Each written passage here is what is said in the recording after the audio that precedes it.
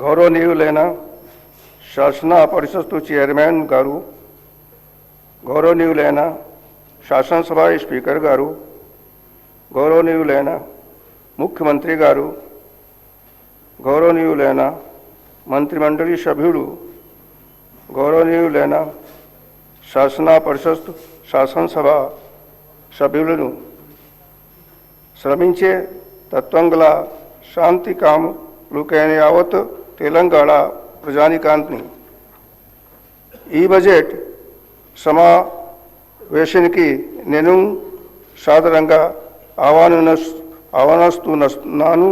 ఓకాంగ్ చరిత్రాత్మక పరిదర్శన దాంట్లో తెలంగాణ ఉండగా మనమందరం సమావేశం అవుతున్నాను.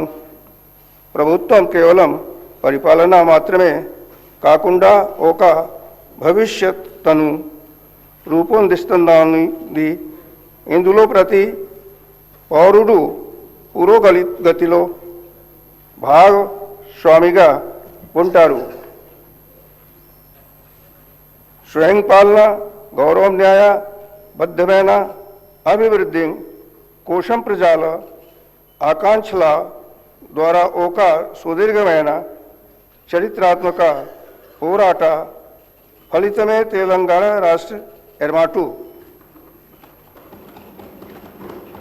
రాష్ట్ర అవతరణకు చేసిన త్యాగాలు, విశ్వాసాలను గౌరవిస్తూ ప్రజాపాలన స్ఫూర్తి ద్వారా మార్గదర్శకం పొందుతూ పాలనలో పౌరులను కేంద్ర విధంగా ఉంచడానికి ద్వారా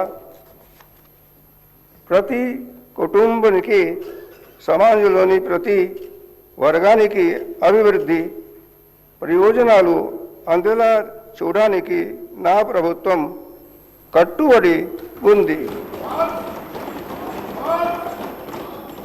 ప్రజాపాలన మార్గదర్శక సూత్రాలను నా ప్రభుత్వం దృఢంగా విశ్వసిస్తుంది. అంటే ప్రజా కేంద్రీకృత పరిపాలన. ఇక్కడ ప్రతి విధానం, నిర్ణయం మరియు కార్యాచరణలో ప్రజా సంక్షేమము, న్యాయం, గౌరవం కేంద్రం బిందువుగా ఉంటాయి.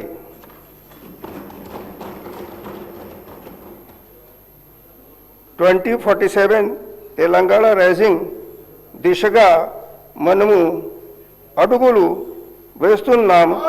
సమ్మిళిత వృద్ధి తోకతో ప్రపంచ దిక్సూచిగా మన రాష్ట్రం నిలుస్తుంది అనేది ఈ విజన్.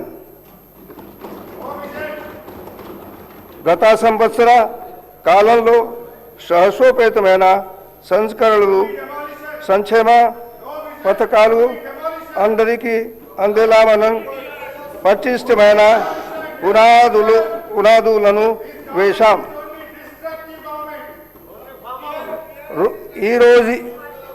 ఈరోజు ఈ ప్రయోజనాలను సంఘటితం చేసి అందరికీ గౌరవప్రదమైన విశ్వస్తు సమృద్ధి దిశగా మనలను నడిపించే ఒక రోడ్ మ్యాప్ను నేను మీకు అందిస్తున్నాను. माननीय सदस्यगण, जैसे जैसे हम भारत की स्वतंत्रता के शताब्दी वर्ष की ओर बढ़ रहे हैं, सरकार ने महत्वाकांक्षी तेलंगाना राइजिंग विजन 2047 दस्तावेज प्रस्तुत किया है। यह दस्तावेज भारत सरकार के विकसित भारत 2047 विजन के अनुरूप और नीति आयोग के साथ साथ हैदराबाद के प्रतिष्ठित संस्थानों इंडियन स्कूल ऑफ बिजनेस और नालसार विश्वविद्यालय के परामर्श से तैयार किया गया है। हम अब धीमी प्रगति से आगे बढ़कर तीव्र आर्थिक विस्तार की ओर बढ़ रहे हैं। अपनी वर्तमान आर्थिक मजबूती की ठोस नींव पर खड़े होकर हमने एक परिवर्तनकारी लक्ष्य निर्धारित किया है। साल 2047 तक तेलंगाना को 3 ट्रिलियन डॉलर की व्यवस्था बनाना, जिनका अंतरिम लक्ष्य 2034 तक 1 ट्रिलियन डॉलर तक पहुंचना है। भारत की अर्थव्यवस्था निरंतर प्रगति का प्रदर्शन कर रही है, जहां राष्ट्रीय विकास दर 8%, महंगाई दर 1.72% अनुमानित है और राष्ट्रीय प्रति व्यक्ति आय में भी लगातार सुधार देखा जा रहा है। इस संदर्भ में तेलंगाना की अर्थव्यवस्था अत्यंत सुदृढ़ और लचीली बनी हुई है। वर्ष 2025-26 के लिए राज्य का सकल राज्य घरेलू उत्पाद 17.82 लाख करोड़ रुपए है, जो 10.7% की प्रभावशाली विकास दर को दर्शाता है।